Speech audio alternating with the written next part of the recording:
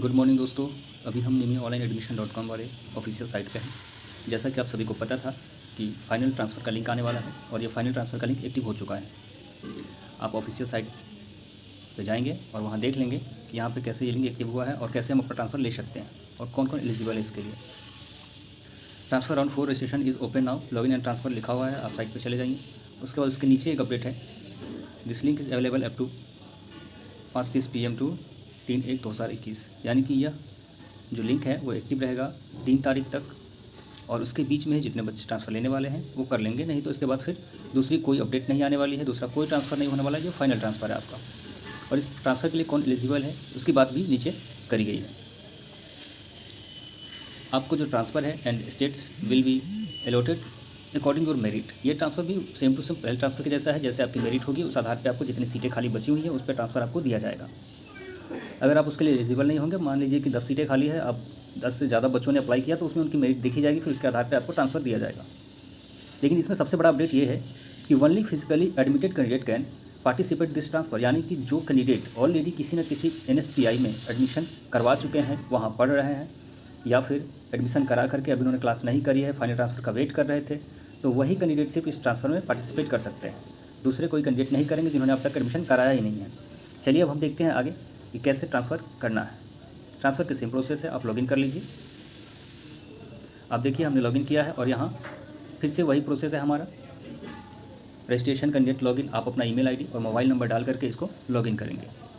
चलिए हम आपको दिखाते हैं।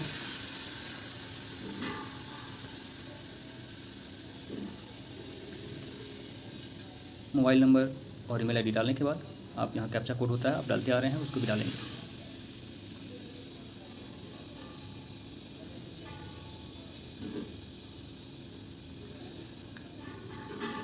इतना करने के बाद आप लॉगिन करेंगे। लॉगिन करने के बाद आप अपने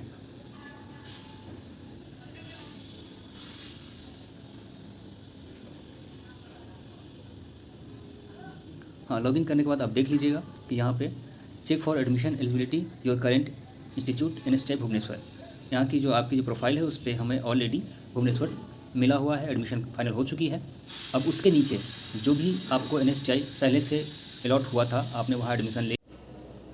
चलिए, आपको जो NSTI अलॉट हुआ है जस्ट उसके नीचे 2 लिंक एक्टिव है, बिल्कुल पहले की तरह। पहले जैसा आपने ट्रांसफ़र किया होगा, ट्रांसफ़र में अगर आपने पार्टिसिपेट किया होगा तो आपको पता होगा। अगर हो सकता है कि आपको फर्स्ट चॉइस ही आपको मिल गई होगी तो आपने ट्रांसफ़र में पार्टिसिपेट नहीं भी किया होगा। अगर आपका अब मन है कि हम किसी दूसरे इंस्टीट्यूट में ट्रांसफ़र करें, वो लोग भी ट्रांसफ़र कर सकते हैं जिन्हें फर्स्ट चॉइस मिला हुआ था, और जिन्हें नहीं भी मिला हुआ था वो सारे लोग एलिजिबल है अभी फर्स्ट चॉइस या सेकेंड चॉइस मिलने वाले जितने भी लोग हैं, या फिर उन्हें फोर्थ या थर्ड कोई भी चॉइस मिला हुआ था। अब अगर वो किसी और भी इंस्टीट्यूट में ट्रांसफ़र करना चाहते हैं, वो NSTI हो, ITOT हो, जहाँ पे सीटें खाली रह गई हैं उनके ट्रेड में, वो ट्रांसफ़र ले सकते हैं। तो उसके लिए सेम प्रोसेस है, पहले जैसे आपने ट्रांसफ़र में पार्टिसिपेट किया था वैसा ही लिंक है। आप click for transfer and click current vacancy before apply पर करेंगे।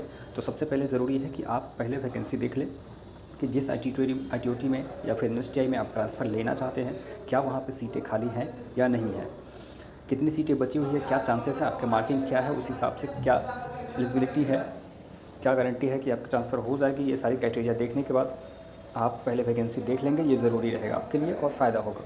नहीं तो ऐसे आप चले जाएंगे, फिर हो सकता है आपको अलॉट हो, नहीं अलॉट हो, या सीटें खाली भी नहीं हो, तो इसमें पार्टिसिपेट करने का कोई मतलब नहीं रह जाएगा।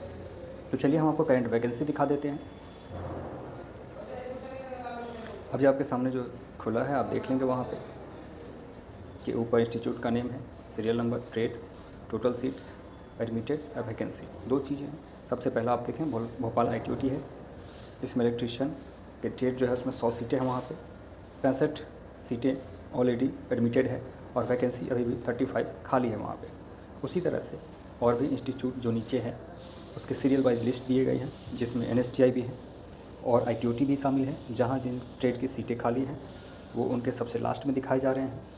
जैसे आप लखनऊ ITOT देख लीजिए, रोहतक देख लीजिए, NSTI हैदराबाद देख लीजिए, NSTI बेंगलुरु देख लीजिए, NSTI Bhubaneswar, NSTI Calicut, NSTI Chennai, ये सारी जगह पे कहीं ना कहीं किसी न किसी ट्रेड में सब जगह सीटें खाली है। शायद ही कोई ऐसा ट्रेड है जिसमें सीटें खाली नहीं है, लेकिन अधिकांश ट्रेड में सीटें अभी भी बहुत बड़ी संख्या में खाली हैं।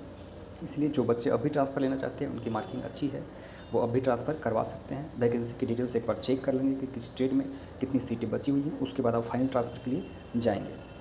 तो चलिए अब हम इसको क्लोज़ करते हैं और देख लेते हैं कि फ़ाइनल ट्रांसफ़र के लिए कैसे जाना है हमको। जैसा कि हम फिर से अपने प्रोफाइल पे आ गए हैं, तो इससे पहले तो हमने अपनी करंट वैकेंसी चेक की थी, कहाँ पे कितनी सीटें खाली हैं। अब क्लिक फॉर ट्रांसफ़र पे जा कर के अपना ट्रांसफ़र ले सकते हैं वैसे इंस्टीट्यूट में जहाँ हमारी ट्रेड की सीटें खाली हैं। तो क्लिक फॉर ट्रांसफ़र को क्लिक करते हैं। इस प्रकार से बोर्ड पे खुलेगा। अब आपको जो सीटें खाली है जिस भी इंस्टीट्यूट में जो भी ट्रेड आपको, अब आप देख रहे हैं कि यहाँ पर सारे NSTI। सबसे अच्छी बात तो ये है कि जहाँ पे जब आप ट्रांसफ़र के लिए अप्लाई करेंगे तो जिस भी NSTI ITOT में आपके ट्रेड की सीटें खाली होंगी, तो फाइनल ट्रांसफ़र वाले लिंक पे जाने के बाद आपको सिर्फ वही ट्रेड और वही इंस्टीट्यूट दिखाएगा जहाँ पर आपके ट्रेड में सीटें खाली हैं, जिससे आपको सिलेक्शन में आसानी होती है। आपको सभी ट्रेड की वैकेंसीज नहीं देखनी है, आपको सिर्फ अपने ट्रेड की वैकेंसीज आपको शो करेंगे। और इसलिए आप क्या करेंगे, अपना जो आपका चॉइस है उस चॉइस पे जा करके क्लिक करेंगे। आप serial number, institute name, total seats, admitted, vacancy और ट्रांसफ़र पर क्लिक करेंगे तो आपको फाइनल ट्रांसफ़र हो जाएगा। जैसा कि आप देख रहे हैं, जो भी आप इंस्टीट्यूट है उसमें अगर ट्रांसफ़र लेना चाहते हैं, अगर उसको क्लिक करते हैं तो ब्लैक से हाईलाइट हो जाता है। चलिए हम करके देखते हैं। हम अभी जमशेदपुर को टच करते हैं और ये देखिए जमशेदपुर को टच करने के साथ ही यह ब्लैक से हाईलाइट हो गया है। और इधर देखिए जमशेदपुर में कितनी सीटें हैं फिटर की, तो 5 सीटें अभी भी बची हुई है, तो चांसेस हैं कि हो भी सकते हैं। तो आप यहाँ पे एक चीज़ और देख लीजिएगा कि जिस भी इंस्टीट्यूट में NSTI में ITOT में आप करवाना चाह रहे हैं, क्या आपके घर से नज़दीक है, हॉस्टल फैसिलिटीज़ हैं या नहीं हैं, सुविधाएं क्या क्या है, या आपकी डिस्टेंस कम है। इन सब चीज़ों का ध्यान रख कर के आप ट्रांसफ़र करेंगे तो ज़्यादा अच्छा होगा।